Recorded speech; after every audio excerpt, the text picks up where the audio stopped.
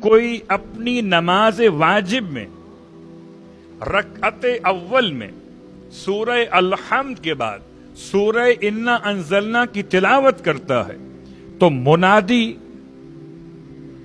نظامت کرنے والا منادی پکار کے کہتا ہے اے عبد خدا نئے سرے سے زندگی کی ابتدا کرو، سارے گناہ بخش دیے گئے۔ اللہ، کتنا حسین انداز ہے سورہ قدر کا، اس کی قدر تو کیجئے۔ اب آئیے اس کی تلاوت کے 7 اوقات میں سے 2 اوقات آج بیان کر رہا ہوں، باقی انشاءاللہ 2 دنوں میں بات کو مکمل کریں گے۔ اس کا پہلا وقت تلاوت کا کہ انسان اس کی تلاوت کرے کب؟ فجر کے وقت شروع ہونے کے بعد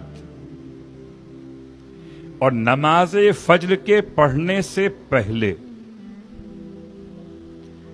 اس کی تلاوت کرے، فجر کے اذان کے بعد اور فجر کی نماز شروع کرنے سے پہلے، تو خدا بند عالم اس کے نام اعمال میں حسنات اتنے لکھتا ہے کہ شمار نہیں ہو سکتے۔ اور اگر اس سورے کی تلاوت کرے صبح کی نماز پڑھنے کے بعد 10 مرتبہ، تو صبح سے لے کر اور شام تک خدا کی امان میں رہتا ہے، اور فی امان اللہ میں وہی رہے گا جسے امان علی ابن ابی طالب سے ملی ہو، کہ خدا کی امان کو امان علی کہتے ہیں۔